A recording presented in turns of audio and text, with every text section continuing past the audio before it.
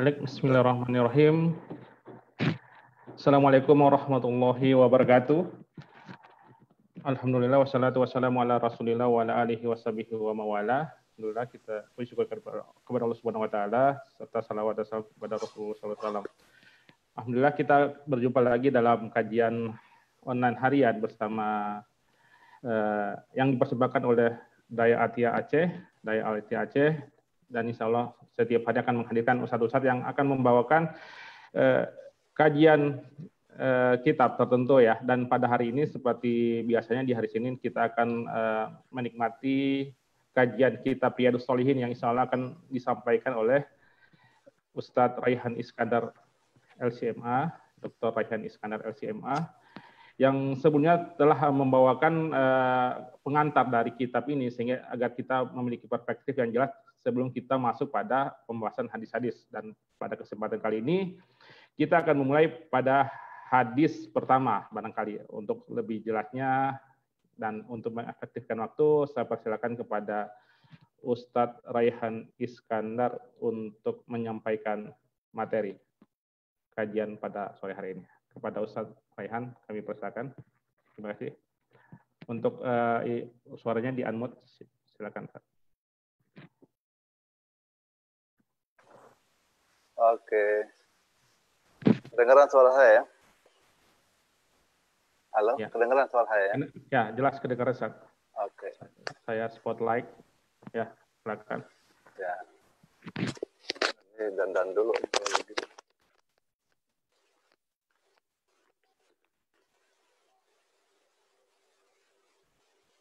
Bismillahirrahmanirrahim. Assalamualaikum warahmatullahi wabarakatuh.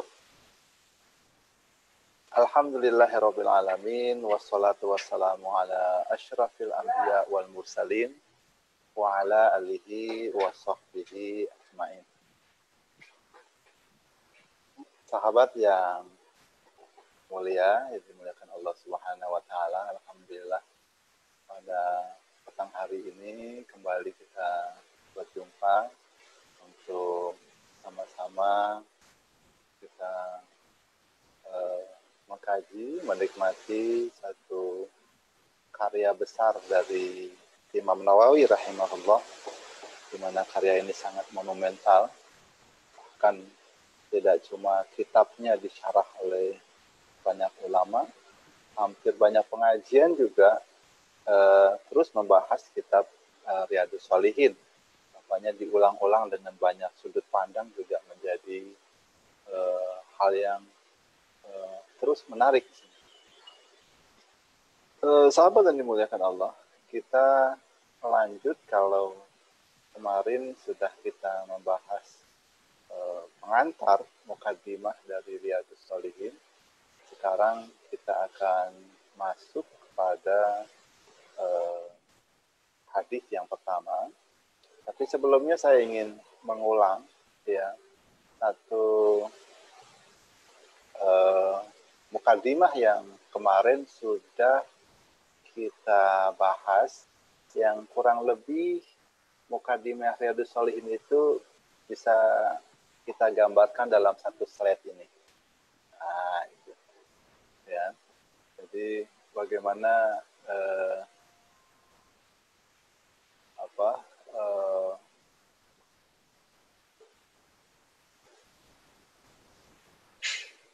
Imam Nawawi rahimahullah menggambarkan dalam mukaddimahnya ini bahwa hidup itu ya prinsipnya adalah untuk beribadah. Tapi pada saat yang sama kita hidup di dunia ini, lalu digambarkan tentang dunia itu dalam ayat ini, dalam surat Yunus ini. Ya, di mana dunia ini bagaikan hujan yang turun dari langit, lalu air itu bercampur dengan bumi, kemudian setelah itu tumbuhlah tumbuh-tumbuhan yang dapat dimakan oleh manusia dan binatang ternak. Nah, sampai kemudian itu tumbuhan yang begitu banyak menghiasi bumi, lalu manusia pemilik tumbuh-tumbuhan itu ya lupa diri dan merasa dia sudah rasanya bakal hidup panjang dan tidak akan ada yang menghancurkan masa depannya. lalai dia di situ melihat bagaimana suasana dunia yang begitu mempesona dan begitu indah. Hingga akhirnya Allah Subhanahu wa taala memberikan sebuah keputusannya di waktu malam atau di waktu siang. Lalu terjadilah sebuah musibah, bencana. Bumi yang begitu indah sebelumnya ini tiba-tiba menjadi hancur, ya, menjadi kering, ya, sebagaimana dulu kayak belum ada tanaman, belum ada hujan yang turun. Nah, begitulah Allah menggambarkan kehidupan dunia, ya, ayat-ayatnya bagi mereka yang mau berpikir. Dua ayat ini menjadi patokan Imam Nawawi dalam menggambarkan kurang lebih isi dari kitab Riyadhus Shalihin. Ya.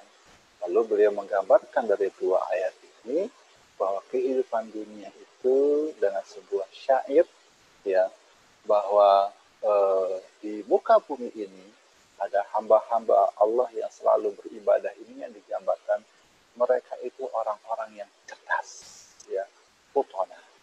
Ya. Mereka memahami dunia ini sebagaimana ayat yang disampaikan di sini, maka mereka pun sangat khawatir, lalu mereka memutuskan, ya, mentalak dunia dalam pengertian tidak sampai terpesona dengan semua perubahan yang memikat, karena mereka khawatir ada fitnah di sini yang melalaikan mereka. Mereka pahami, ya, mereka renungi, mereka berpikir lebih dalam lagi sehingga mereka punya ilmu. Hamba-hamba yang cerdas ini lalu mereka memahami bahwa dunia ini bukanlah tempat dunia. Dunia ini adalah samudra. Mereka memahami. Karenanya kalau mau selamat menempuh dunia ini, Anda harus menyiapkan kapalnya. Nah, itu. Ya, kapal ini adalah dikatakan sholihul amal, amal soleh ini dijadikan kapalnya untuk menempuh perjalanan dunia yang penuh dengan gelombang. Imam Nawawi menggambarkan begitu. Isi kitab ini nanti akan menggambarkan kurang lebih tentang bagaimana hakikat ibadah, bagaimana hakikat dunia, bagaimana hakikat amal soleh, begitu. Yang kemudian beliau menggambarkan sedikit tentang amal soleh itu. Amal soleh dalam perjalanan menjaga supaya ibadah kita ini bisa stabil menempuh samudra ini adalah dengan cara ta'awun 'alal birri wat taqwa. Nah, dengan cara selalu menjaga bahwa amal soleh itu bukan untuk kepentingan pribadi, tapi amal soleh yang terbaik adalah pribadi ini bisa bermanfaat untuk pribadi-pribadi yang lainnya, berkontributif untuk masyarakat luas. Seperti itu. Kenapa dikatakan amal soleh kapal ini? Karena kapal ini nggak mungkin dibangun sendirian. Ya, makanya perlu ta'awun. Ya. Kenapa ta'awun itu dalam konteks beribadah itu begitu penting?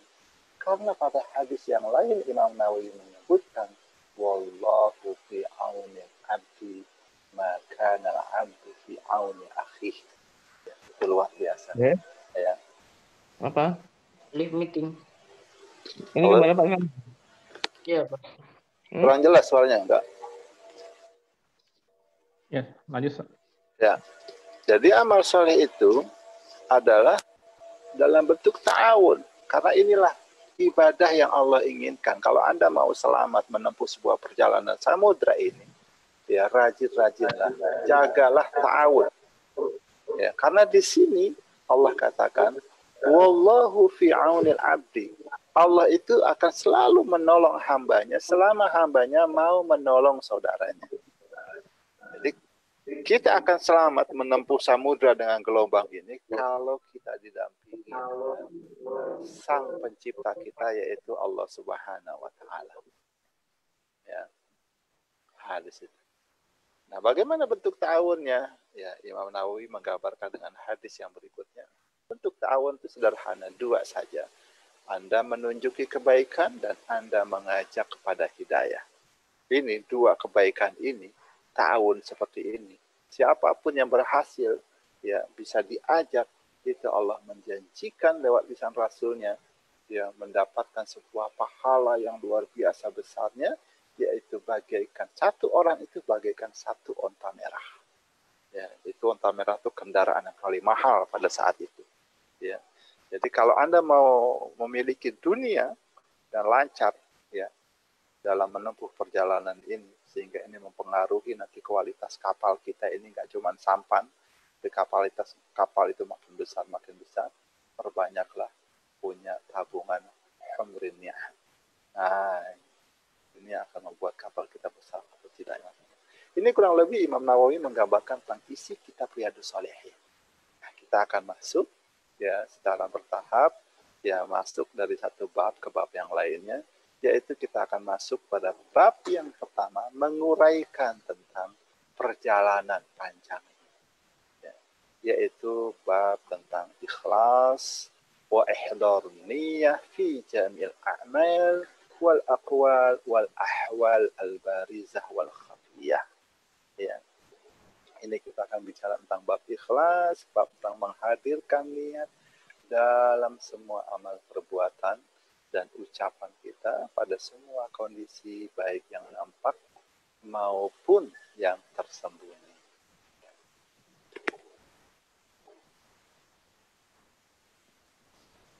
Bapak Ibu sekalian yang saya muliakan, ya, bab yang pertama ini akan menjadi sebuah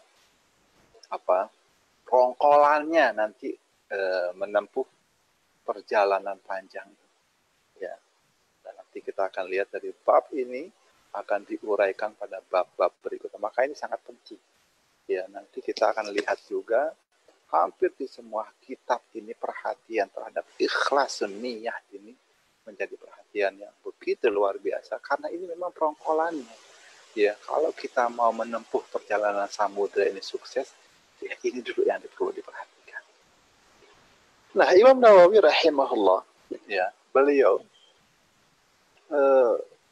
selalu memukadimahi setiap pembahasan tentang satu bab ini, biasanya beliau hantarkan dulu dengan ayat-ayat Al-Quran.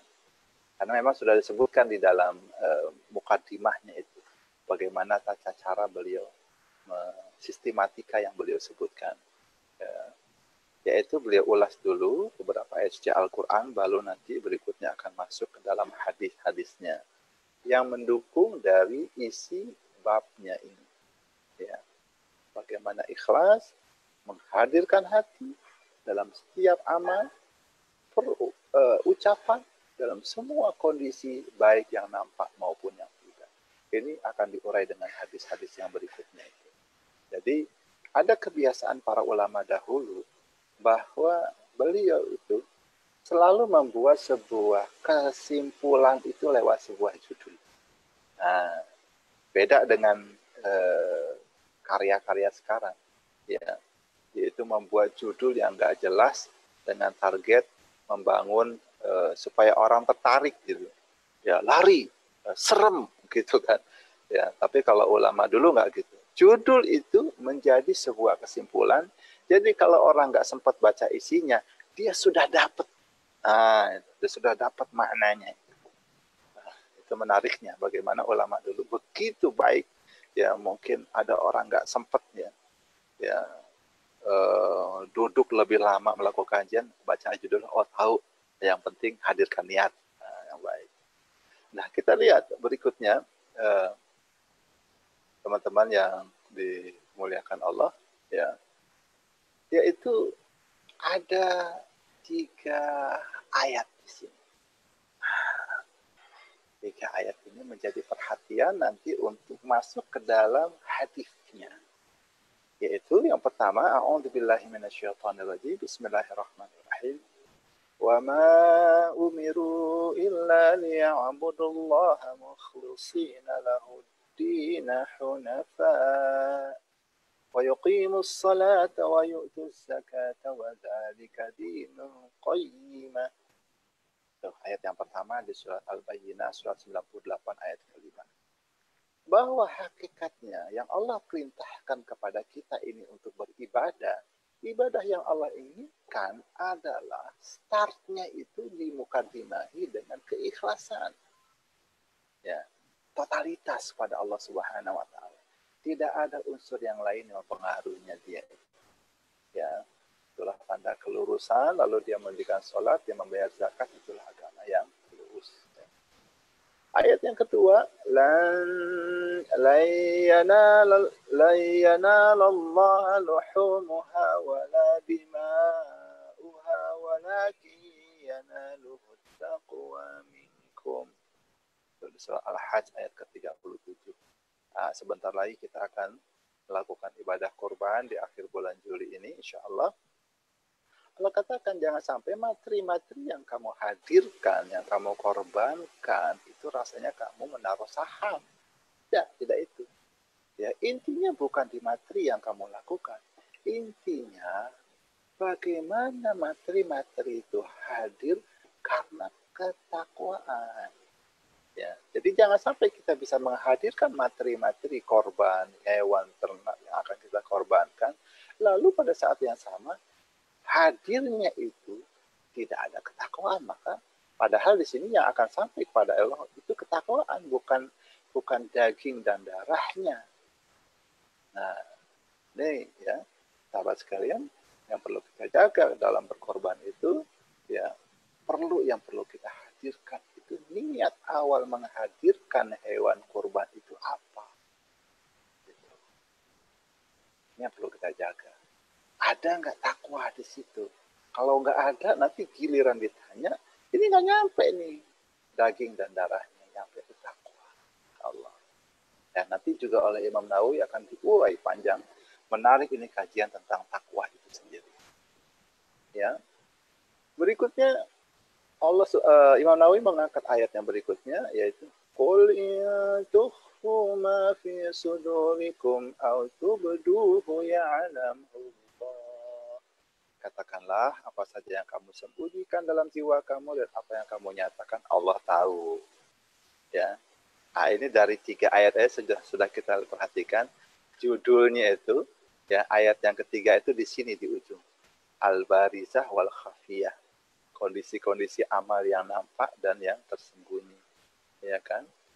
Tentang ketakwaan itu, ya, bagaimana ini perhatikan masalah seluruh amal dan ucapan kita ini, ya, harus menghadirkan keikhlasan dan ya keikhlasan niat itu sendiri. Jadi dari pilihan ayat ini saja sudah dijaga konsistensinya oleh Imam Nawawi terhadap sebuah kesimpulan yang akan beliau sampaikan, diuraikan lebih detail lagi di dalamnya itu. Ya.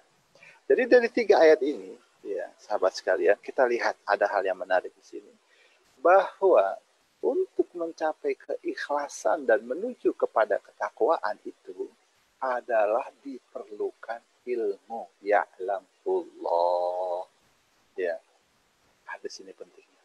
Karena keikhlasan ini ya tidak akan bisa hadir dan menghantarkan kita kepada ketakwaan kalau tidak ada.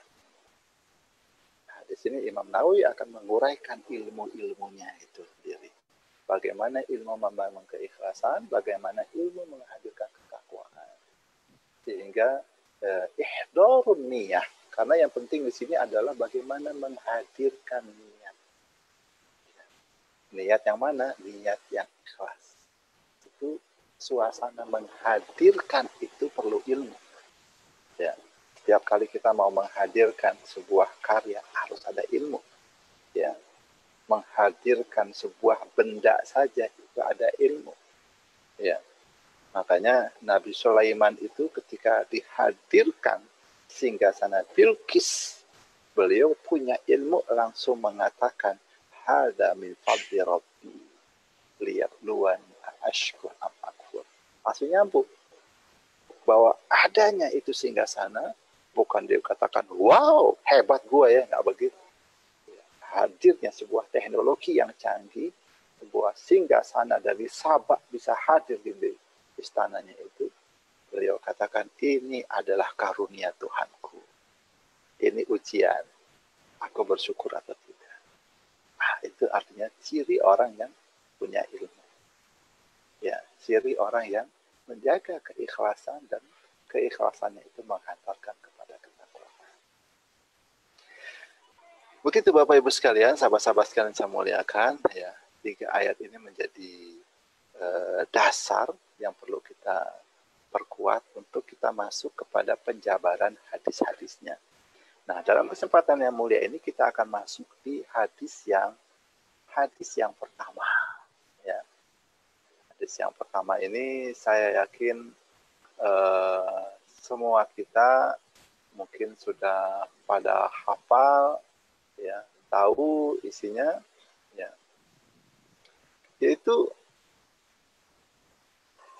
innamal a'malu binniyat. Ya, ini hadisnya dari Amirul Mukminin, an Amirul Mukminin Abi Hafsin Umar bin Al-Khattab bin Nufail bin Abdul Uzza bin Riyah ibn Abdullah ibn Qurab ibn Razah ibn Adi ibn Ka'ab ibn Lu'ay ibn Ghalib Al-Qurashi Al-Adawi. Ini oleh Imam Nawawi dijabarkan bagaimana keturunan luar biasa, dan nanti ketemu Rasulullah di mana ini satu keturunan besar dari kabilah Quraisy. Dari beliau kalau Rasulullah dari Bani Hashim, beliau dari Bani Adi. Ya. Nah, Umar bin Khattab menarik, ya, beliau itu memiliki sebuah laqab, ya, yaitu Abi Hafsin, bapaknya singa.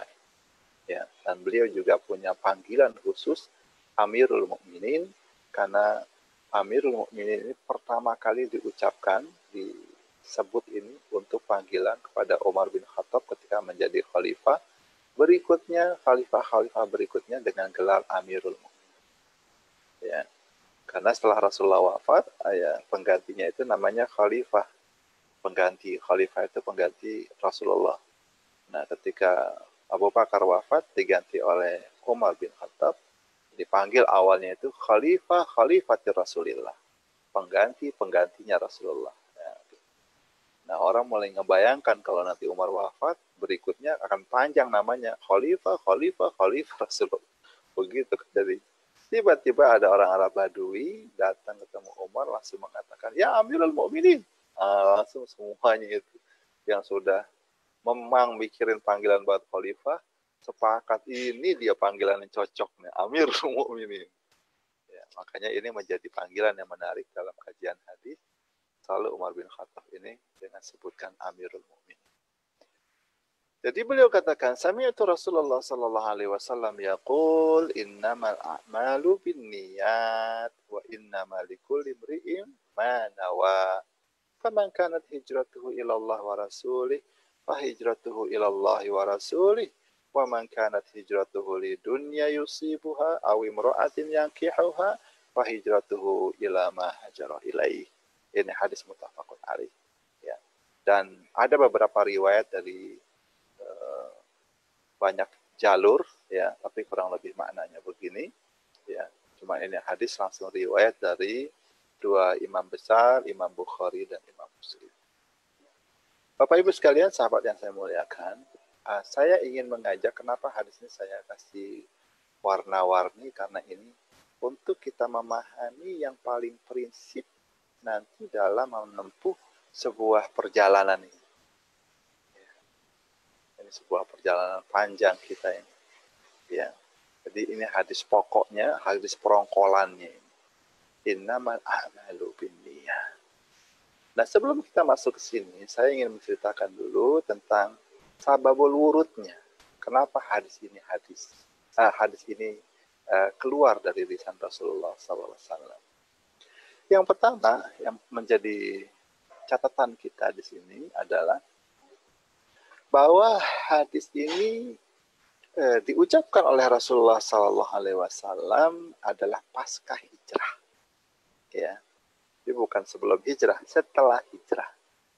Jadi setelah para sahabat itu sampai di Madinah, lalu terdengarlah sebuah isu, ya, bahwa ternyata di antara mereka, ya, ini kan 13 tahun digembeling Rasulullah SAW, hasilnya tentunya tidak orang-orang yang biasa, ini orang-orang yang luar biasa. Ternyata ketika tiba di Madinah, mereka mendengar ada muhajir yang berangkat hijrah ke Madinah, tujuannya, niatnya bukan karena Allah dan Rasulnya, ya, tapi ternyata karena dia mau menikahi seorang wanita. Geger Madinah saat itu. Karena mereka nggak menyangka ya bahwa di antara para sahabat itu ya ternyata ya ada juga yang niatnya nggak ikhlas gitu loh. Ya, ada juga yang ternyata faktor duniawi di sini. Ributlah kasak kusuk sana sini. Ya. Menariknya ketika ini sudah menjadi isu yang begitu kuat di kalangan para sahabat, ya Rasulullah keluar. Kemudian Rasulullah naik mimbar, beliau kemudian menyampaikan, membahasakan ini, ayuhan nas innamal a'malu binniyat. Wahai manusia, sesungguhnya ya amal-amal itu tergantung dari niatnya. Setiap ya orang itu akan mendapatkan sesuai dengan apa yang dia niatkan. Makanya siapa saja yang hijrahnya karena Allah dan Rasulnya, maka dia akan mendapatkan apa yang dia niatkan, yaitu dia mendapatkan Allah dan Rasulnya. Siapa saja yang niat hijrahnya itu karena untuk mendapatkan dunia yang mempesona atau karena untuk mendapatkan wanita yang ingin dia nikahinya, maka dia akan mendapatkan sesuai dengan apa yang dia niatkan. Gitu. Nah ini menarik. Terdiam sahabat. Makanya ya saya ingin menekankan di sini dari sebab-sababul wurud. Ya, ini menjadi sebuah perubahan iklim sosial yang akan berjalan ke depan. Apalagi kita tahu COVID-19 ini ya sekarang melakukan sebuah perubahan tidak cuma lokal dan regional, tapi ini global. Ya, tiba-tiba saja kita menjadi orang-orang yang rajin membersihkan diri. Ya, yang mana Islam sudah mengajarkan jauh-jauh hari tentang toharoh, sekarang ya kebiasaan toharoh ini sudah milik dunia, nggak cuma milik kaum muslimin saja. Dan kaum muslimin sekarang menjadi belajar untuk lebih bersih lagi. Ya, itu kebersihan fisik. Nah, sementara niat ini belajar untuk kebersihan hati. Nah, dari sababul wurud tadi itu, Rasulullah ingin mengajarkan kepada kita bahwa untuk membangun sebuah peradaban itu, yang penting itu adalah memuliakan syiar. Ya. Syiarnya gimana? Bukan syuurnya. Gitu. Ya. Syuur itu perasaan. Sekarang ini kadang-kadang kita berjuang, ya merasa sebagai pejuang, ya itu yang dikedepankan itu bukan syiarnya, syuurnya, perasaan. Oh dia kenapa begini, dia begitu, bahkan sampai-sampai kita jadi menghakimi orang itu karena niatnya. Padahal itu bukan urusan kita. Ya, Rasulullah SAW di sababul wurud ini mengingatkan para sahabat, ini sebuah proses perubahan peradaban dari Mekah menuju Madinah. Basisnya ini harus kuat. Yang Anda lihat itu harusnya syiarnya. Makanya Rasulullah mengajak siapapun, mau niatnya benar, mau nggak benar, yang penting syiar hijrahnya itu kelihatan. Rame-rame, mobilisasi, dan itu menggentarkan musuh-musuh Allah. Gitu. Nah, ini yang perlu kita jaga, bagaimana membangun sebuah movement, ya, sebuah perubahan peradaban itu ke depan. Ajak siapapun orang. Yang penting mereka mau bersama-sama membesarkan apa yang kita inginkan untuk kebaikan lingkungan kita dan sampai dengan masyarakat global ini. Nah, yang membuat kita macet dalam melakukan sebuah perubahan, karena sebentar-bentar yang kita pikirin itu perasaan kita. Dan lebih hebat lagi, kadang-kadang kita menghakimi perasaan orang lain, niat-niatnya sampai kita udah kayak Tuhan aja tahu niat orang. Ya, nah di hadis yang pertama ini, ya coba jagalah syiar bukan syukur. Karena kalau sudah bicara perasaan, baperan, nggak akan terjadi sebuah perubahan. Perubahan itu terjadi kalau kita concern terhadap sebuah syiar. Syiar kita ini apa sekarang? Kita mau orang ini lebih perhatian ya dengan kebersihan. Ya. Jadi walaupun kita ini mungkin agak kurang-kurang disiplin dengan masalah kebersihan, karena ini syiar, korbankan itu karakter yang nggak bagus itu. Ayo sama-sama, ya jaga kebersihan, ya pakai masker, ya jangan lupa cuci tangan, begitu. Ya, jangan dibilang kemudian menyalahkan, sekarang udah aman, nggak begitu. Ini syiar untuk menjaga, yang lebih utama Islam itu menjaga nyawa. Ya, ada yang protes masuk masjid, kenapa saatnya jarang-jarang. Yang penting syiarnya dijaga. Jangan kemudian bicara syukur. Saya nggak cocok kalau masuk masjid, nggak jemaahnya nggak rapat. Itu perasaan Anda. Tapi syiar kebersamaan ini, ibadah tetap terjaga, itu yang lebih utama. Jangan semua hukum itu dilihat sesuai dengan perasaan. Jangan begitu. Kembalinya kepada syiar. Jadi kalau nggak cocok dengan sebuah mazhab, diam aja. Yang penting sekarang sama-sama menjaga sebuah syiarnya. Nah, itu. Ya. Jadi itu dari sababul wurudnya ya. Yang bisa kita tangkap. Nah, berikutnya, jadi dari hadis ini, saya ingin menggarisbawahi ya, 3 hal ini.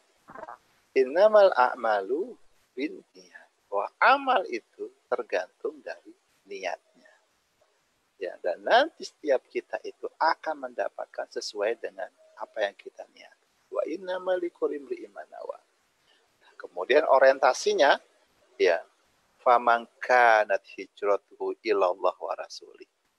Digambarkan bahwa orientasi itu pada Allah dan Rasulnya, tapi dikatakan juga, tidak dikatakan faman kana amaluhu, tapi faman kanat hijratuhu. Rasulullah ingin menggambarkan bahwa amal yang sehat adalah amal yang siap melakukan perubahan, amal yang tidak statis, amal yang kualitasnya itu hijrah. Terus cari perubahan-perubahan yang lebih baik. Karena hidup ini perjalanan. Ya, hidup ini perjalanan, menempuh gelombang. Ya. Nah, ini digambarkan amal itu kayak hijrah. Ya. Gelombang di sini tidak sama dengan yang di sini, tidak sama dengan yang di sini. Ya, harus siap dengan segala macam perubahan. Maka amal itu ya digambarkan oleh Rasulullah SAW. Pertama innamal a'malu binniyat, tapi kemudian ketika bicara orientasi sebuah perjalanan jauh, amal digambarkan dengan bentuk hijrah. Hijrah ini juga pada saat yang sama menjadi syiar sebuah perubahan saat itu, sehingga nafikanlah semua perasaan Anda dan jangan menghujat orang lain. Selama dia hadir dalam sebuah syiar besar, muliakanlah kebersamaan itu. Nah, itu. Nah, nanti urusannya tergantung niatnya. Kalau dia orientasinya pada Allah, dia dapat itu. Pahala di Allah dan Rasulnya. Kalau dia urusannya pada dunia yang dia kejar, atau wanita, dia dapat. Dia masuk kubur juga di dunia. Ya, begitu. Ya. Dalam sebuah hadis ini yang kita gambarkan. Nah, yang saya ingin tekankan yang pertama ini, innamal a'malu binniyat. Nah, ya. Jadi, yang namanya amal itu tergantung dari niatnya. Imam Nawawi menggambarkan yang namanya amal itu kapal. Nah, Anda sekarang mau membuat kapal, kelasnya gimana? Perahu, sampan begini, ya, atau ini kapal pinisi, ya, atau kapal perang ini, atau ya kapal lebih besar lagi. Kita mau kapal yang kelas apa? Amal kita mau yang sekelas apa, sehebat apa? Ya, itu tergantung dari niatnya. Ya, niat itu apa sih? Ya, karena dari niat inilah yang nanti akan menentukan kualitas kapal kita, kualitas amal kita yang akan kita gunakan untuk menempuh samudra. Nah, Anda sekarang mau menempuh samudra atau cuman mau nyebrang sungai atau cuman mau nyebrang kolam begitu. Nah, ini kapalnya menentukan juga di sini. Ya, dengan kata lain, kalau kita mau ya siap menempuh semua perubahan, ya nggak cuma harus membuat sebuah kapal tanker, kapal perang yang besar, ya. Tapi pada saat nanti menyeberang sungai, ya kita harus punya rakit juga, kapal kecil, punya sampan juga. Nah, di danau gitu harus ada, disesuaikan. Amal itu ya Jangan cuma modal besar, giliran Anda masuk sungai nggak siap. Ya kan nggak bisa masuk tuh kapal gitu kan. Nah, akhirnya jadi takabur, punya besar tapi nggak bisa kerja. Ya, itu. Nah, makanya ini semua tergantung ya amal ini dari yang harus kita bentuk yaitu niatnya. Niat itu apa sih? Niat. Nah, kan ada di sini nih niat. Ya, kalau kita buka niat itu, ya saya coba ambil dari bahasa Inggris lah. Ternyata di bahasa Inggris itu niat itu masuk tiga-tiganya ini. Intention, motif, dan main. Itu niat itu semua. Maka kita perlu memahami niat itu dengan baik, bahwa niat itu kalau kita lihat dari ketiga poin ini, ya, itu ada di sini. Ada di pikiran persepsi kita yang sudah menjadi sebuah emosi kita, sehingga itu menjadi tekad untuk dilaksanakan. Makanya ketika seorang sudah punya tekad mau melaksanakan, sudah punya niat, ya, kadang-kadang tekad itu, ya, karena dia sudah menjadi sebuah habit, menjadi sebuah kebiasaan, dia lahir begitu saja menjadi sebuah amal, tindakan perilaku. Ya. Nah, makanya niat itu ya sangat dipengaruhi dengan ini, dengan mindset, dengan talent, dengan habit, dengan value, dengan belief gitu. Dan ini ya terbangun seperti ini menjadi sebuah emosi, tergantung masukan awalnya itu dari informasi, pengetahuan yang membentuk skill kita itu. Ya. Gitu. Persepsi ini terbang. Ya, gitu. Jadi niat itu ada di sini. Ya. Yang diharapkan nanti amalnya itu sederhana aja. Dalla wada'a. Ya kan? Sebagaimana di awal ini, ya Imam Nawawi di awal mukaddimah itu menggambarkan amal orang itu dua ini aja. Ya, nunjukin sama ngajak. Gitu. Ya. Karena kalau cuma nunjukin sambil aja, yang penting Anda sudah punya keinginan untuk bantu orang, gitu kan. Nunjukin, tapi kalau sudah da'a ini sudah membimbing, sudah ada pelatihan, coaching, ya sudah ada pendampingan. Nah, itu. Tapi ngasih tahu aja sambilan begitu dengan sebuah niat memang untuk kebaikan, untuk memudahkan orang, itu ya kalau dia sampai dengan perantara kita yang sambilan begitu keberhasilan, Anda dapat humrun ni'am gitu. Itu luar biasa hebatnya niat. Ya. Ini waktu kita udah habis nih. Gimana nih Om Sarif?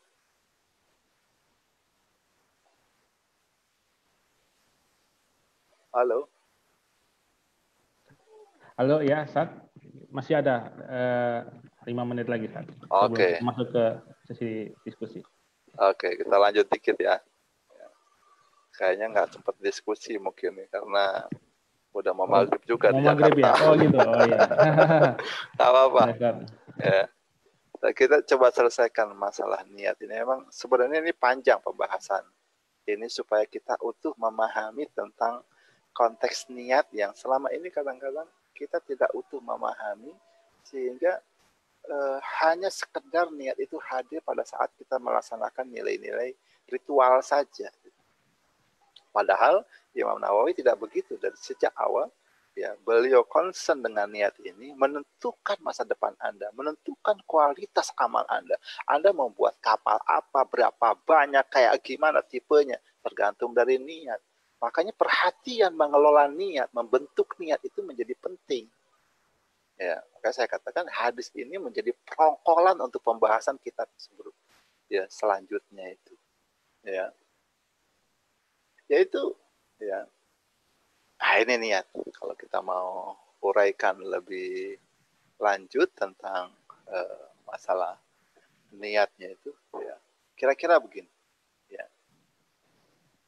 Niat itu dalam sebuah hadis, ya, itu posisinya ada di hati. Ya, hadisnya ini. Ala inna fil jasadi mudghah. Ya, idza saluhat salahal jasadu kulluh wa idza fasadat fasadal jasadu kulluh ala wahyal qalb. Ya, bahwa dalam fisik kita itu ada satu gumpal darah. Kalau segumpal darah ini kita jaga, kita perhatian betul, ya sampai dia selalu benar, maka ini akan mempengaruhi semua isi tubuh kita. Tapi kalau ini rusak, ini juga akan merusak semua isi fisik kita, dan tentunya akan mempengaruhi kepada amal kita. Itulah yang namanya hati. Jadi kita lihat di sini hati. Nah, menariknya ya, Allah Subhanahu wa taala menggambarkan hati ini ya itu dengan sebutan ya di hadis dengan qalb yang suka berbolak-balik, tapi di awal ketika manusia itu lahir, Allah katakan wallahu khalaqakum minut thumma ja'alakum wal absara wal afidah wa ja'alakum as-sam'a wal absara wal afidah. Ya Allah, wallahu akhrajakum min butuni ummahatikum la ta'lamuna syai'ah. Allah itu mengeluarkan kamu dari perut ibumu itu, kamu nggak punya ilmu sama sekali. Ya, wa ja'alakum as-sam'a wal absara wal afidah. Nah, ini dia jadikan pendengaran dulu, lalu penglihatan. Nah, dengan pendengaran dan penglihatan inilah kamu bisa mendapatkan faedah ilmu. Karena ketika kamu keluar dari perut ibumu, kamu nggak punya ilmu. Nah, ilmu itu hadir ketika kita bisa mengumpulkan informasi yang sebanyak-banyaknya dari apa yang kita dengar, dari apa yang kita lihat. Ya.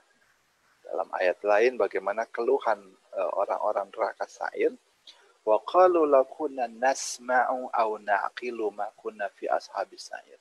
Kalau dulu di dunia kita itu dengar informasinya benar, lalu kita berpikir, kita nggak akan masuk neraka sa'ir.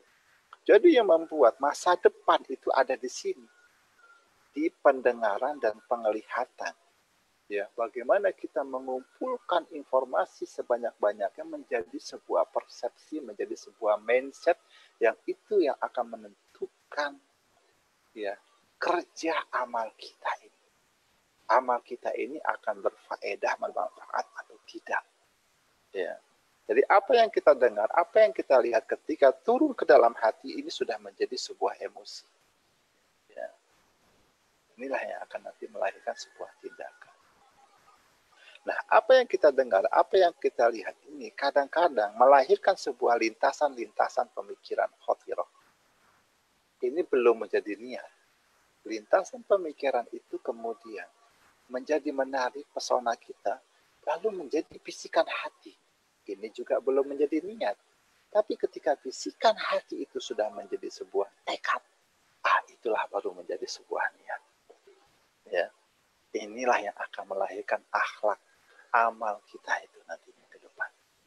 Ya, makanya yang perlu kita bangun ini untuk membangun sebuah persepsi mindset yang benar, yaitu ini. Isi semua otak kepala kita itu, ya, dengan informasi-informasi. Perhatikan perubahan inna fi khalqis samawati wal ardi wa ikhtilafil laili wan nahar la ayatin liulil albab. Perhatikan semua perubahan di waktu malam dan siang. Perhatikan semua yang ada di langit dan di bumi. Ya, kemudian ya bentuk perhatian ini memfungsikan akalnya dengan cara alladzina yadhkurunallaha qiyaman wa qu'udan wa 'ala junubihim wa yatafakkaruna fi khalqis samawati wal ardi. Rabbana ma khalaqta hadza batila. Ini tindakan. Jadi dia fungsikan, dia isi hatinya itu dengan zikrullah. Zikrullah ini diisi terus supaya ide-idenya itu ya semakin luas, semakin tajam, semakin ya excellent, semakin hebat ya dengan pengembangan pemikiran, membaca, melihat, mendengar terus. Sehingga emosi dia itu bukan emosi ecek-ecek, bukan emosi yang kecil-kecil kelasnya. Ya, ini emosi yang memang luas karena pemikirannya tentang langit dan bumi. Ya, tentang semua perubahan-perubahan yang terjadi di alam semesta di waktu malam dan siang. Sehingga dia bisa mengambil sebuah langkah, ya, dia perhatikan semua puzzle-puzzle ini ketemu titik temunya itu. Dia katakan Rabbana ma khalaqta hadza batila. Ini enggak ada yang sia-sia ya Allah. Ya. Kalau kita masih melihat kekecewaan, kita masih melihat ketidakmampuan, setiap ada masalah selalu mencari alasan. Itu karena kita belum menemukan ini antara zikir dengan fikirnya. Sehingga yang kita lihat selalu ini ada yang salah, ini ada yang nggak benar, ini ada trouble, ini ada yang konslet. Padahal otak kita yang konslet. Karena kita nggak mampu mempertemukan zikir dan fikir tentang perubahan di waktu malam dan siang, tentang apa yang terjadi di alam semesta ini. Nah, itu. Harusnya kita tahu diri di sini. Ya kan? Ya. Makanya sekali lagi memahami niat ini menjadi penting ya, dengan baik, memahami tentang sebanyak apa penyerapan informasi itu menjadi penting, sehingga mendorong kita untuk selalu yang namanya belajar dan belajar. Ya, kita akan menjadi gagal dalam perjalanan menempuh perjalanan ini kalau kita berhenti belajar. Gitu. Ya, belajar itu nggak boleh putus, minal mahdi ilal lahdi. Ya, saya ingin mengunci bagaimana ya, perjalanan ini panjang ke depan. Ya, kalau niat kita diisi dengan banyak informasi yang luar biasa, ya, kita akan punya yang namanya ru'yah platform. Kita bisa melihat ke depan, kita bisa memprediksi, kita sudah bisa memperkirakan kapal-kapal yang mau kita bangun itu kelasnya bagaimana. Kita juga bisa baca peta depan ini butuhnya kapal yang mana. Ya, sebesar apapun kapal, mereka sudah menyiapkan untuk masuk ke lorong-lorong. Mereka siapkan itu sampan-sampan kecil, sekoci-sekoci. Karena amal ini harus siap melakukan perubahan. Karena setiap perubahan itu ada pengalaman. Setiap pengalaman ini akan membuat pembelajaran kita, sehingga kita selalu membenahi amal-amal itu. Ya, karena untuk menuju masa depan, berorientasi yang lebih baik ini adalah bukan kerja yang sederhana.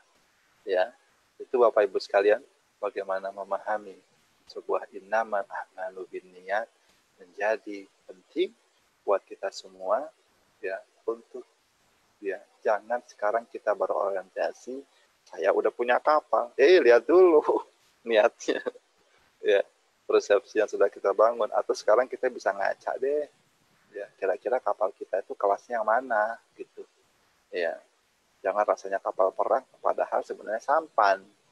Nah, itu. Di sini ya masing-masing kita bisa ngaca dengan kualitas dari mindset kita, dari talent kita yang kita miliki, dari habit kita, dari value kita, dari belief kita, lingkungan nanti yang ada di sekitar kita, itu menunjukkan kelasnya kapal kita apa. Kalau sudah punya kapal besar, jangan lupa siapkan juga sampannya, karena hidup ini ya penuh dengan gelombang, dan mungkin dari gelombang itu akan membuat kita terpental masuk ke jalur-jalur sungai-sungai yang sempit-sempit. Ya, ini yang perlu kita jaga, ya, perlu kita perhatikan, sehingga Bapak Ibu sekalian, ya, ini menjadi perhatian bagaimana Imam Nawawi ya mengajak kita untuk peduli dengan namanya niyah. Wallahu a'lam bishawab. Ya, baiklah. Alhamdulillah baru saja kita mendengarkan pemaparan ya terkait tema kita hari ini, hadis yang pertama tentang ikhlas ya. Mungkin untuk mempertajam lagi barangkali atau hal-hal yang kurang jelas ingin ditanyakan lagi, saya persilakan kepada hadirin yang ada di Zoom ini untuk bertanya ataupun ingin meminta penjelasan yang lebih lagi. Barangkali sekitar 5 menit ya, Ustaz. Mungkin di Jakarta udah mau masuk maghrib ya. Saya dulu, Ustaz. Ya, silakan. Oke, silakan Pak Yohan. Pak Yohan ya. Silakan Pak Yohan. Assalamualaikum warahmatullahi wabarakatuh. Waalaikumsalam warahmatullahi wabarakatuh. Ini menarik sekali, Ustaz, bahwa memang atau Allah bilang bahwa amal saat perbuatan orang itu tergantung dari niatnya. Yang dinilai itu adalah niatnya. Benar kan? Ya, bukan dilihat amalnya, Ustaz. Nah, tadi saya lihat bahwa dalam Imam Nawawi bilang bahwa amal itu digambarkan seperti kapal. Ya kan? Kalau kapal itu sudah besar sekali, artinya dia sudah berbentuk amalnya besar sekali. Ketika dia masuk ke dalam satu sungai-sungai yang sempit itu bagaimana posisinya dia? Itu bagaimana posisinya dia gitu loh.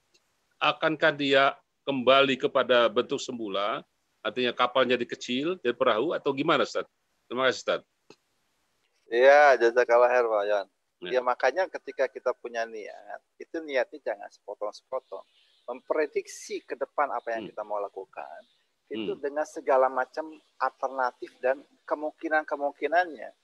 Ya, coba perhatikan setiap kapal besar itu pasti di sampingnya ada sekoci-sekoci gitu. Nah, itu yang sudah dia prediksi ketika nanti masuk terpelanting ke jalur-jalur kecil dengan sekoci itu. Oh, baik-baik. Gitu. Makanya niat seorang muslim itu jangan cuma berpikir amal itu cuma satu. Amal itu bisa beragam. Ya, dengan ombak ini kita bisa melintir. Ya, mungkin kita perlu juga semacam tabung-tabung. Ya, ketika ombak besar itu, ya pelampung gitu kan, pelampung pengaman gitu kan, atau ada tabung ya yang mungkin yang lebih canggih lagi yang membuat kita selamat dari semua gelombang-gelombang yang ada. Ini semuanya harus diprediksi akan apa yang akan terjadi. Karena gelombang dan situasi air ini yang digambarkan Imam Nawawi itu beliau katakan samudra. Artinya samudra itu dengan anak-anaknya, ada sungai, ada yang lebih kecil lagi, terus begitu. Imam Nawawi nggak menggambarkan sekedar air. Ya, ya. Begitu luar biasa Imam Nawawi. Allahu Akbar. Jazakallahu Ustaz. Waalaikumsalam. Assalamualaikum Ustaz. Waalaikumsalam warahmatullahi. Dari Riau Ustaz, Asep Hidayat. Ahlan. Masya Allah. Apa kabar? Gimana? Asep Hidayat, Ustaz. Asep, Abi Ihsan. Ya. Coba kelihatan wajahnya, kelihatan turun dikit dong. Baru ditampak nih Abi Ihsan. Udah kelihatan, Ustaz. Ya gimana? Gimana gini, Ustaz? Ini Anda mau minta kejelasan ini. Yang Anda baca dari buku salah satunya yang Bayat Rukun Bayat Ustaz, tentang bab ikhlas. Ada Ustaz? Iya, terus. Nah, ini Anda nggak paham ini, ada salah satu makna dari ikhlas itu adalah mengharapkan Allah dari setiap amalnya dan membersihkan dari segala macam kepentingan duniawi ini, Ustaz. Nah, ini terkait dengan masalah niat tadi gimana nih, Ustaz? Iya. Karena kan kita selalu ada hubungannya dengan duniawi nih, Ustaz. Betul. Nih, Ustaz. Makanya kembalinya ke sini, San. Ini gambar ini, ya, saya gambar dari inspirasi dari mukadimahnya kitab Riyadhus Shalihin. Ya. Beliau menggambarkan bahwa dunia itu bagaikan samudra, ombak. Nah, kalau kita mau aman menghadapi dunia, ya kita harus punya kapal. Nah, kapal ini ya tergantung dari niatnya. Jadi kita akan punya kapal ya tergantung dari cara kita melihat dunia. Ya, gitu. Kalau perjalanan kita bakal jauh ya kepada Allah dan Rasul-Nya, tentu kapal yang kita bentuk ini kapal dengan segala macam persiapannya. Ya, ini ada lapangan terbangnya, buat pesawat tempurnya, ya kan, di dalam ini lengkap semua fasilitas kehidupan dunianya. Ada juga sekoci-sekocinya, kapal-kapal kecilnya, ada juga senjatanya. Ini semua perangkat hidup ada di sini. Nyaman ini di sini. Yes. Ya, begitu. Nah, artinya ketika Imam Nawawi menggambarkan ya bahwa untuk menempuh samudra itu dengan kapal inilah amal soleh. Ya. Nah, kalau dikatakan dia mentalak dunia itu artinya dia nggak kecebur ke samudra, tapi membuat kapal dengan segala macam fasilitasnya untuk menempuh samudra itu harus. Nah, sekarang masalahnya kita mempersepsikan dunia itu apa, kapal atau samudra gitu. Ya, beliau katakan mentalak dunia. Mentalak dunia itu artinya tidak masuk ke samudra. Makanya Anda harus siapkan kapal. Nah, ini makanya persepsi tentang dunia ini yang harus diluruskan oleh Imam Nawawi. Dunia itu airnya, samudranya. Amal soleh itu kapalnya. Nah, untuk membuat amal yang baik, ya Anda harus menyiapkan semua fasilitas dunia supaya Anda bisa menempuh perjalanan samudra ini. Itulah. Nah, ini jangan rancu. Makanya mindset tentang niat ini yang harus dibenahi dulu. Nah, ini yang akan dibangun di dalam kitab Riyadhus Shalihin adalah membangun mindset, membangun talent, membangun habit, membangun value, membangun belief. Dan diberikan di dalam kitab ini bagaimana knowledge untuk memahami, membangun niat ini dengan baik. Ya, itu. Nah, makanya kitab Riyadhus Shalihin ini menjadi menarik karena concern nanti dalam membangun niat ini supaya kita benar-benar memahami amal dengan baik. Nah, sekarang rancunya tadi itu kita salah dalam memahami dunia, kapal atau samudra. Gitu. Ini kan jelas beliau katakan bahwa beliau itu, bahwa hamba-hamba yang cerdas itu mentalak dunia karena takut fitnah. Ya. Lalu mereka berpikir dan mereka tahu dunia itu bukan tempat tinggal. Lalu dia jadikanlah dunia itu sebagai samudranya. Karena nggak bisa kita tinggal di samudra, tenggelam kita. Tinggalnya di mana? Ya di amal soleh. Amal soleh itu jadikan kapalnya, gitu. Yes. Ini luar biasa beliau ini menggambarkan, ya dari mukadimahnya akan menggambarkan nanti isi-isi dari kitab yang akan dikajinya. Makanya kan seru nih membahas kitab Riyadhus Shalihin ini, ya begitu dalam membangun dan memahami konteks hidup dan kehidupan kita. Gitu, Pak Asep. Semoga nanti saya masih bisa menikmati roti cane. Iya, siap. Keren roti canenya tuh. Iya, siap. Oke. Jazakallah khairan. Ya, baiklah, barangkali saya sebagai moderator mencukupkan sesi kita pada sore hari ini karena untuk wilayah Jakarta sudah masuk waktu maghrib ya. Walaupun di Banda Aceh atau di Aceh secara umum belum ya, masih lama. Tapi baiklah, tentu saya tidak ingin menyimpulkan materi kita hari ini karena ini masih awalan, masih panjang satu kitab, bahkan ada 2 jilid ya. Tapi setidaknya kita memiliki persepsi awal bagaimana kita memahami masing-masing atau setiap hadis yang akan kita bahas nantinya. Ya, baiklah, kita tutup kajian kita pada hari ini, majelis kita pada sore hari ini dengan doa kafaratul majelis. Subhanakallahumma wa bihamdika, asyhadu an la ilaha illa anta, Assalamualaikum warahmatullahi wabarakatuh. Waalaikumsalam warahmatullahi wabarakatuh.